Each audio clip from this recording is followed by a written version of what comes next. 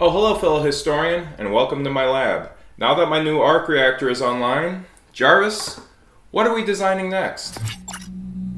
Huh. Okay. Let's take a look.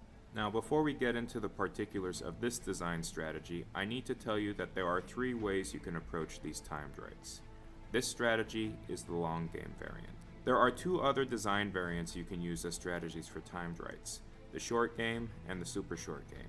As the name suggests, they're both shorter than the long game, but it is still possible to pass and possibly ace the test if you use them correctly. Let me know in the comments below if you'd like to see videos for them. Paragraph 1. Introductory paragraph.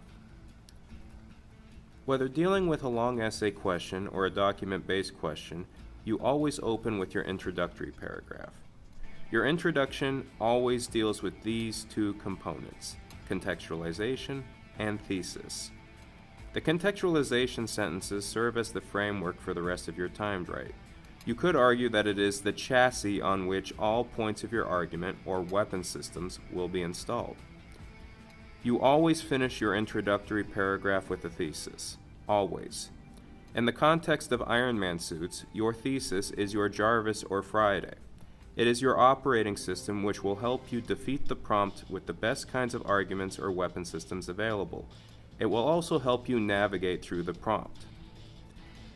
Since this is the long game strategy, you need 3 Persia factors in your thesis because you will be using 3 weapon systems to defeat College Board and its insidious prompt. Now that our intro is finished, our chassis is built, and our operating system is online. Now let's get to the body paragraphs, or as I call them, weapon systems. If timed writes are Iron Man suits, then DBQ body paragraphs are the Hulk busters of the bunch. They're big, they're bulky, they're redundant, but you need double the evidence and analysis to successfully defeat the hulking adversary of the DBQ prompt. So, just like every body paragraph, you start with your Persia factor. This identifies the weapon system you want to use to defeat the prompt. Since it's the first body paragraph, you want what you think is the most important Persia factor because that's the one you think will do the most damage. Then, after you activate your Persia factor weapon system, you start fueling it with evidence. The first kind of evidence you need is one sentence with a piece of evidence from outside the document. This piece of evidence should be something that not only explains the Persia factor, but also the upcoming documents.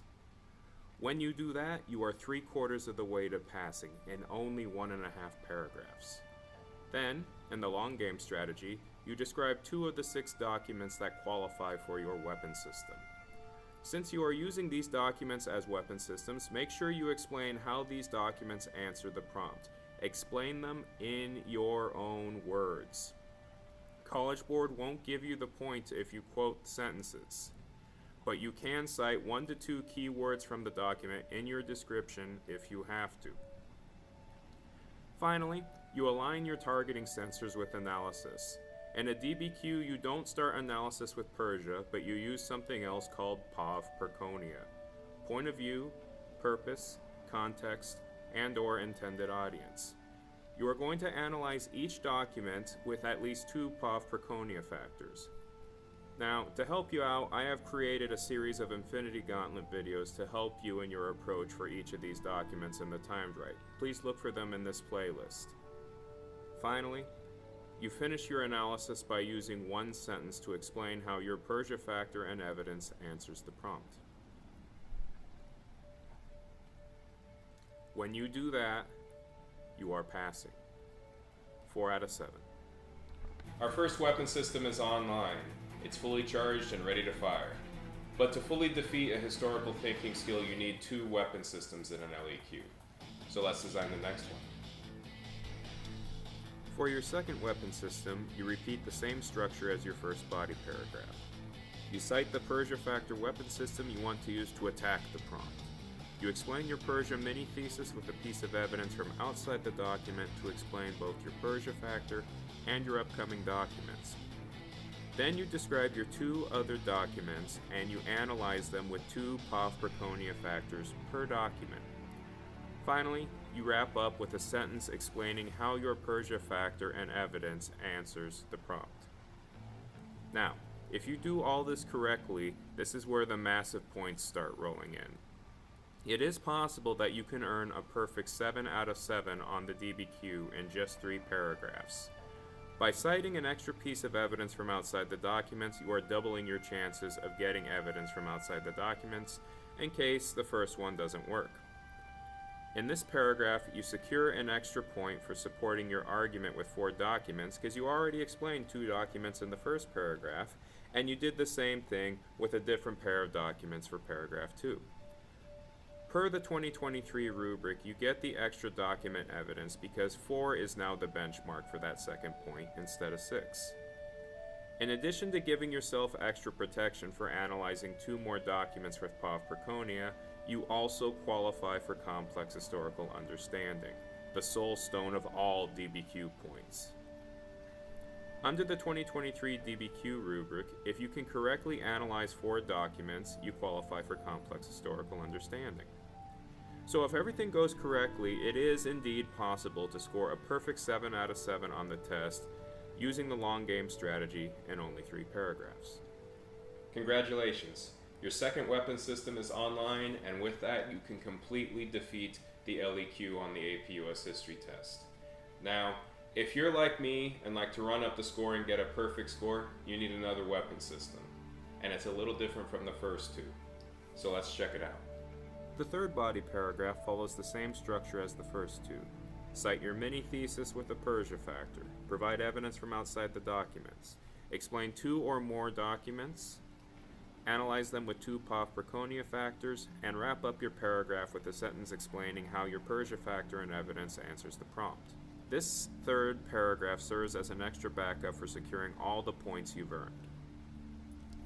If something goes wrong in the first 2 body paragraphs, there's a chance the third will back you up and earn you some points. Also, if you want to double your chances of getting complex historical understanding outside the classic top secret way in paragraph 5, try to find a way to use 3 documents in one of your paragraphs instead of the conventional 2. In the classic 2023 version of the DBQ rubric, you qualify for complex historical understanding if you use all 7 documents in your argument. Now, this last component of your timed right is top secret technology, even more advanced than the Infinity Gauntlet.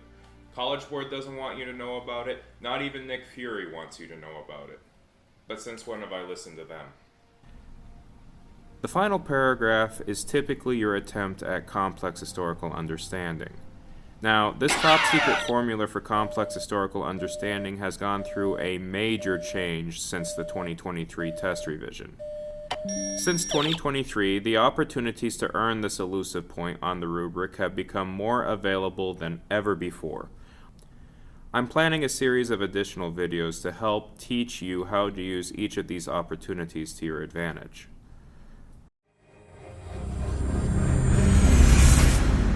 Hello again. Hope you enjoyed that video. If you are a teacher, resources for this topic and so many others can be available on my Teachers Pay Teacher store, Sci-Fi High School. And if you like this video, take a look at the channel. In addition to AP US history stuff, we got stuff on psychology, creative writing, Hawaiian history, and a lot more in the future. So with that said, live long and prosper, e mo lama pono, and see you next time.